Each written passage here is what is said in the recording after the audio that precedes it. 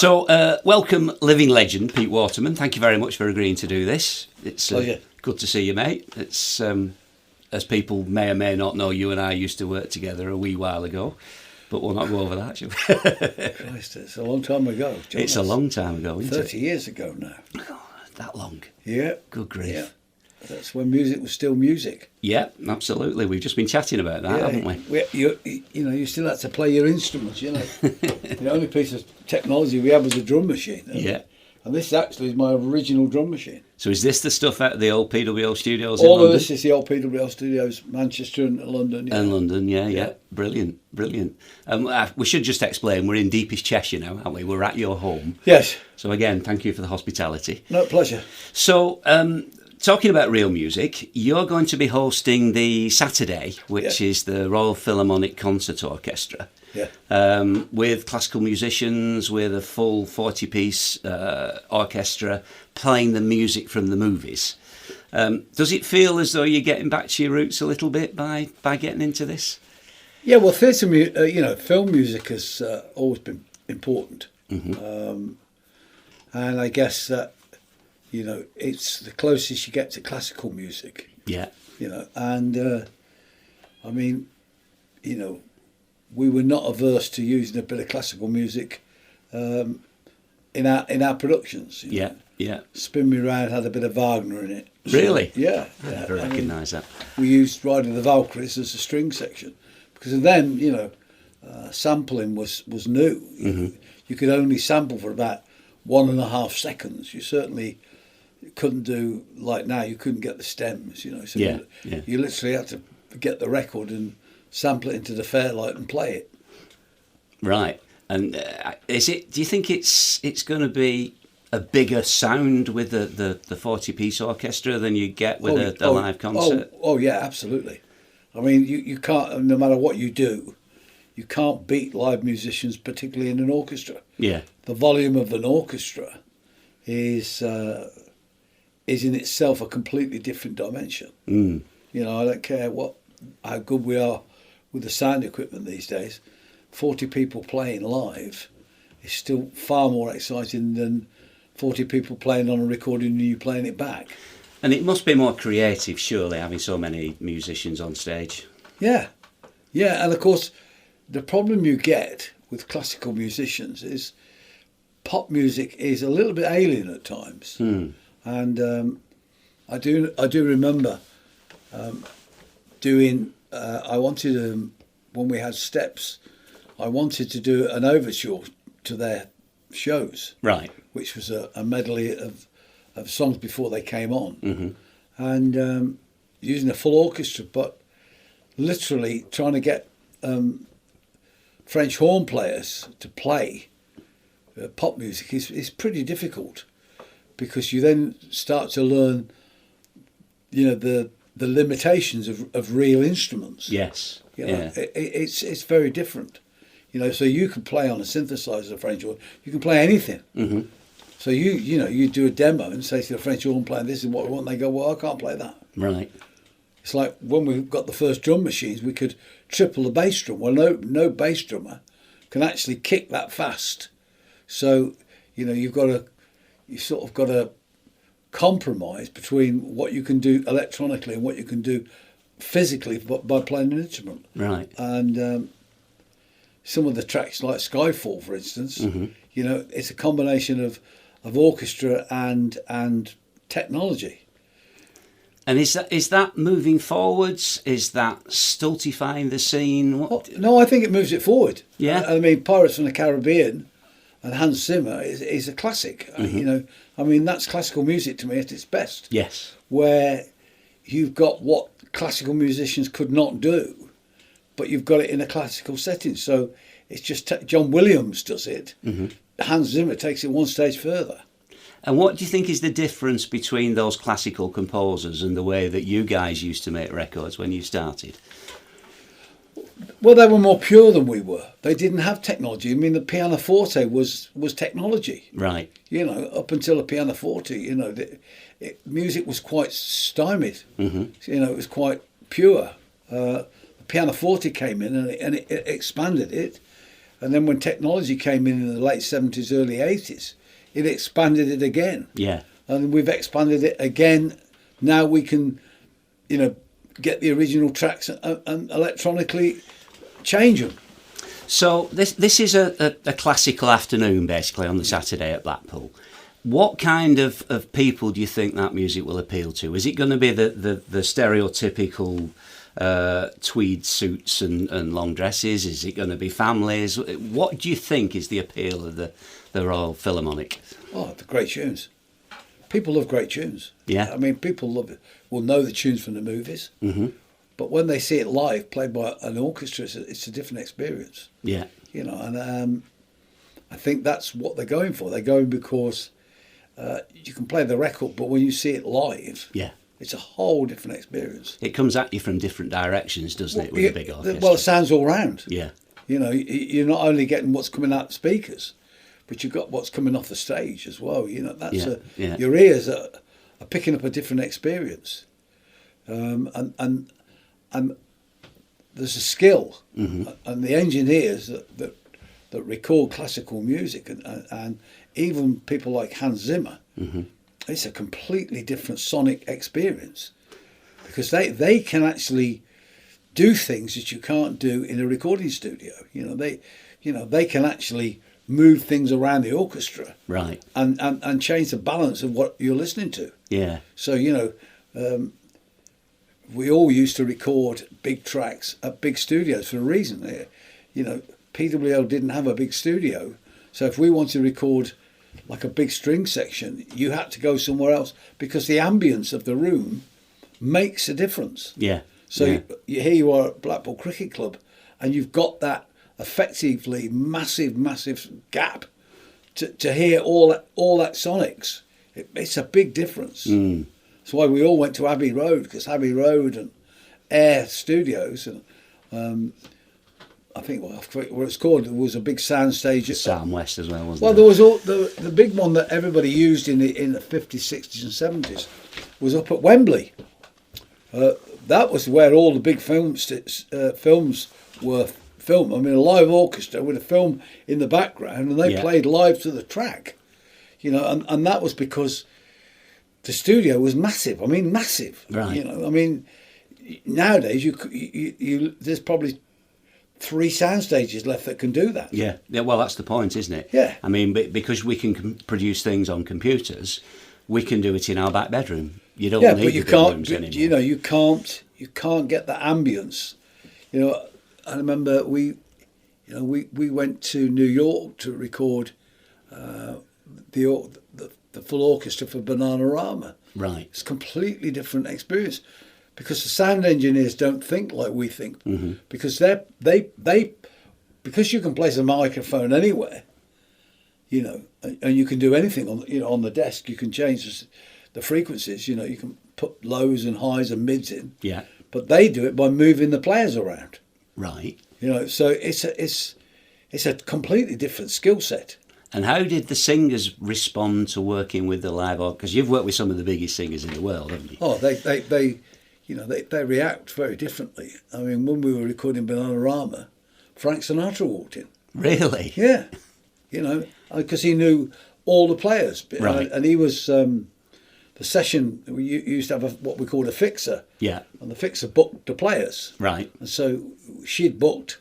Her name was I can't remember her name now. Zephra. And her name was Zephra Herman. Right. I didn't know at the time, but she was Woody Herman's daughter. Really? Yeah. So Frank Sinatra popped in to see his granddaughter or his goddaughter. Yeah. And he just gets up in front of the orchestra and says, "Let's give him a number." Really? It's like I'm sitting there going, and it was like Ashford and Simpson turned up to have lunch with us. Really? Yeah. I mean, it was. And you get it. There's this orchestra of the best players in the world just turn up. They put the papers down and they get the music score up, and they move them around. The guy moves the mics about, and then poof, it's gone. Yeah. And they only do 2 takes. They'll only play it twice. Really? Oh yeah. They only play it twice. They read it once, talk to the arranger what he wants, who was Paul Reiser in that case, the Motown arranger, and You've got 2 takes. That's it. Don't play the third time. You don't need to take it 3 times. Brilliant. They do it, twice. And obviously, a big part of this is the fact that it's music from the movies. Yeah. Now, we haven't made this announcement yet, but we've got a very well-known video DJ that's actually putting together a visual program for the screens that will be either side of the stage. So, is it different? How much impact does the music have on the movies, and how much impact the other way around? John, without the movie, you're only getting half the sensation. Right. It's the visuals and the music combined. Mm-hmm. I'll give you an example for this. I was very lucky to do a BBC documentary about music. Right. For BBC Two for Armistice Day. Yeah. A few years ago, and I'd always promised my dad Mm-hmm. that I would take him back to Normandy. Right. To the beaches.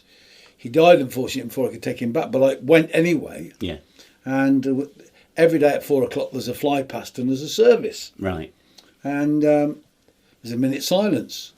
And I didn't get the emotion that I normally get from from when you watch Armistice Sunday from the Cenotaph. Yeah.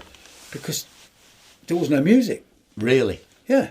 And, the music, when you get that minute silence and you hear the trumpet and then you hear Enigma Variations, Nimrod. Yeah. You just well up. Yeah. Because the music is part of the experience that you've seen. All the very famous Churchill speeches, they always play Nimrod in the background. Yeah. It makes it a double whammy. Music just, gives you goosebumps. Mm. So when you see the movie and you hear the music, it's a completely different experience. Standing on the front of the Titanic, you get it. Yeah. Because you're visually watching it and the music's hitting you, and that's why those songs are so important and that music is so important. John Williams is the king of that. Yeah, absolutely. With Star Wars, what would Star Wars be without the music? So just another scientific, sci-fi movie. Go on, but you Alex. put the music in, and it's Yeah. not. It's a classical experience with modern technology on the CGI screen.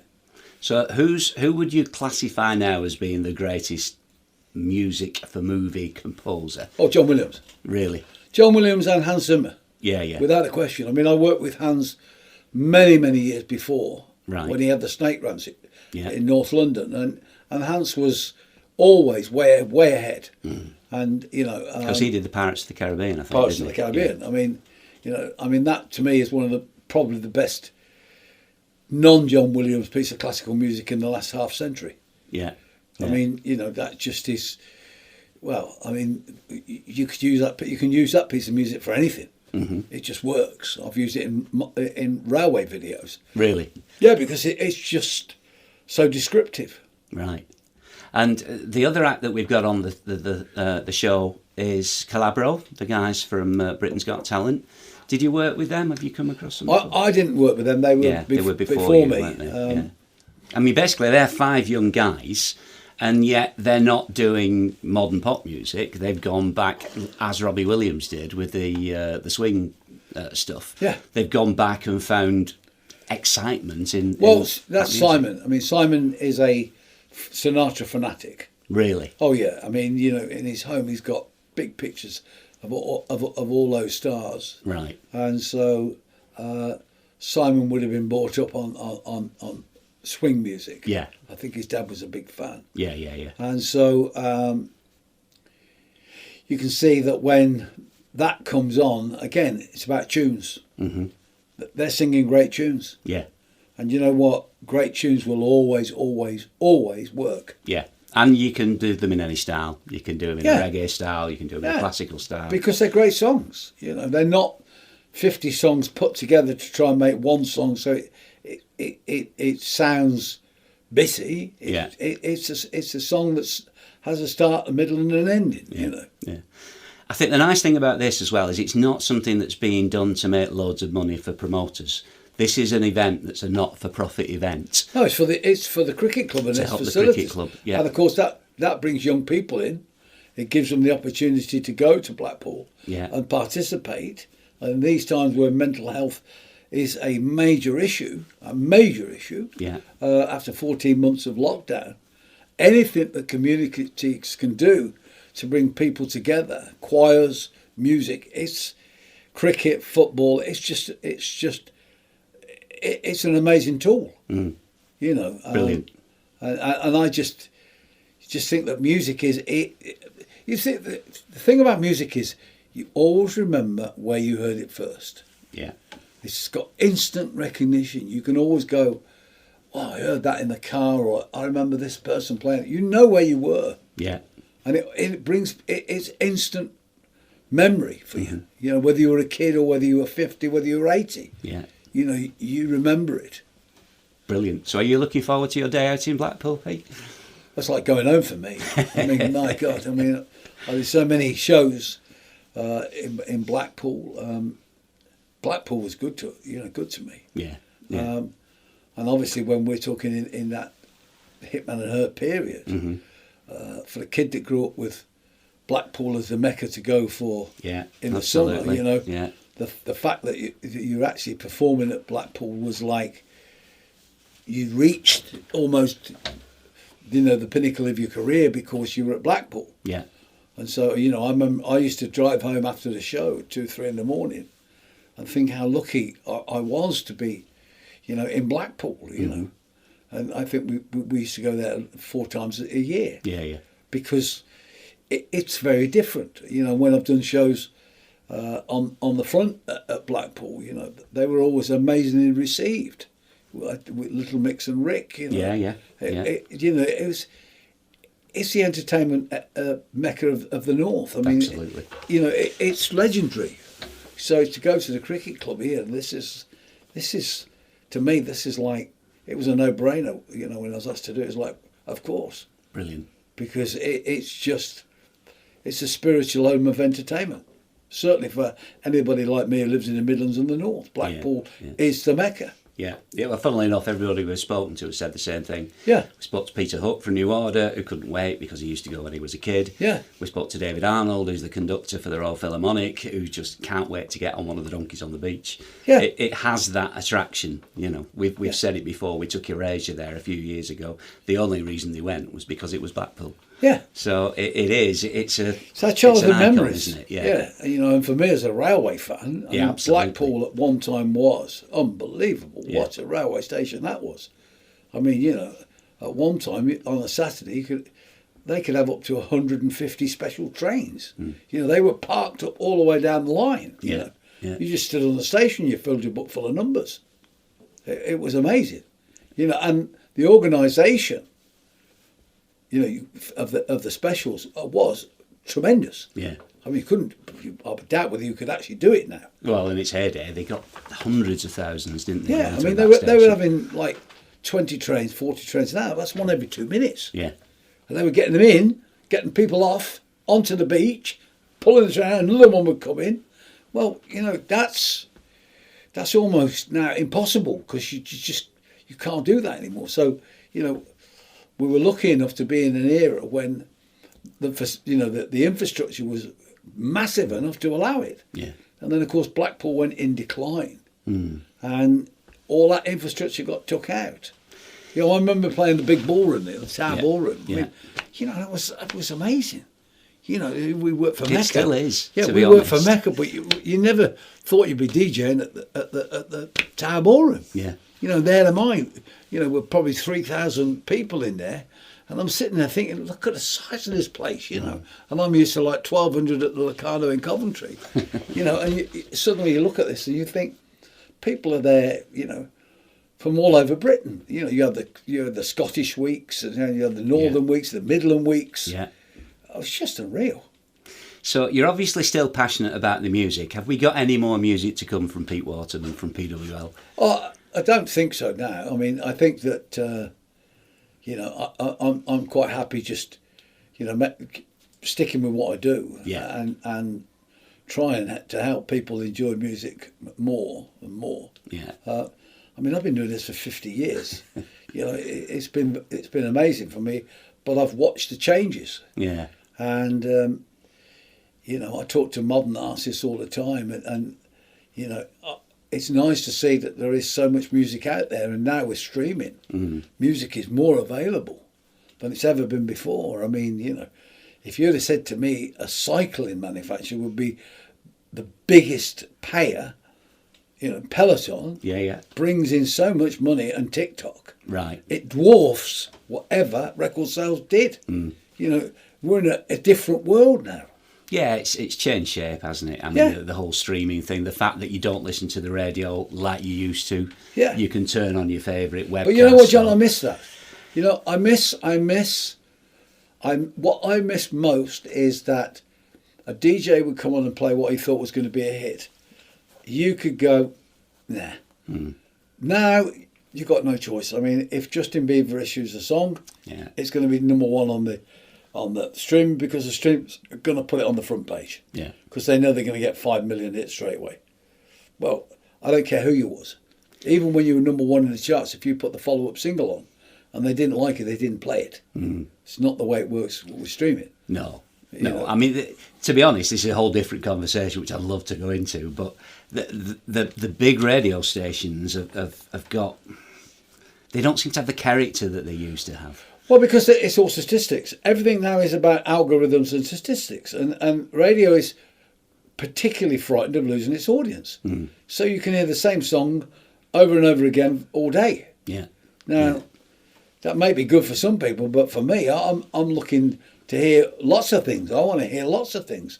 So, I go back to, and I always use it as an example. Suddenly, in Radio 1 play Frank Sinatra's My Way. That wouldn't happen now.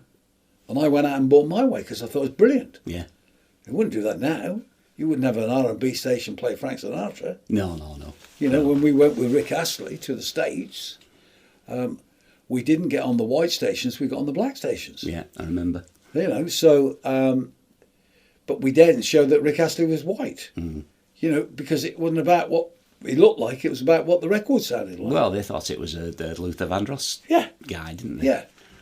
Yeah. Yeah, so that can't happen now. No. Because everybody wants, you've got to have, they want to see what the streaming stats are before they'll touch it. Well, that isn't about what that's about. To me, it was about this record gave me goosebumps.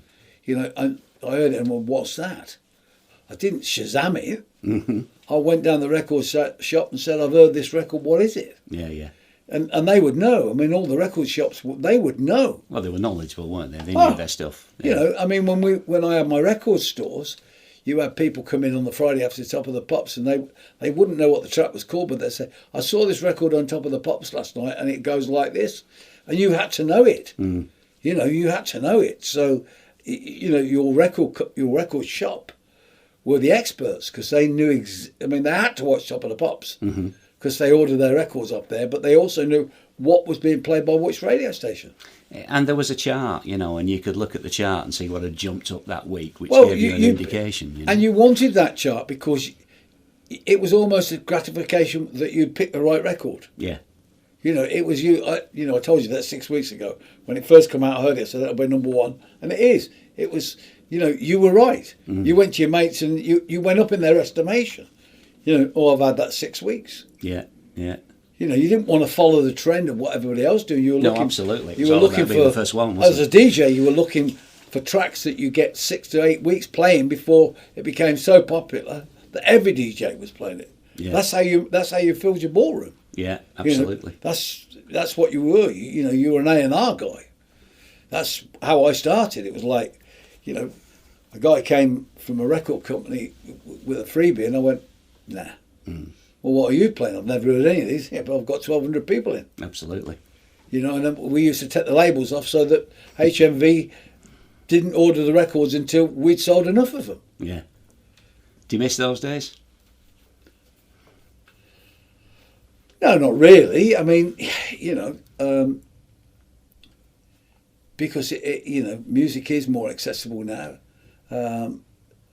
There's still, when I was in the States with Simon, I mean, I got to meet people I would have never got to meet in the old days. So, I was never a country fan, as such. Yeah, yeah. But, you know, the last 5 years, the American country scene has been fantastic.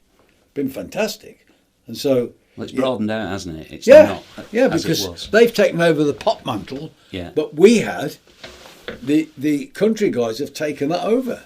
And they now do rap like Nas and all that, and you're going, this is fantastic. Cool. Yeah, it's broadened it out. So, what's next for Pete Waterman? Let's get that in.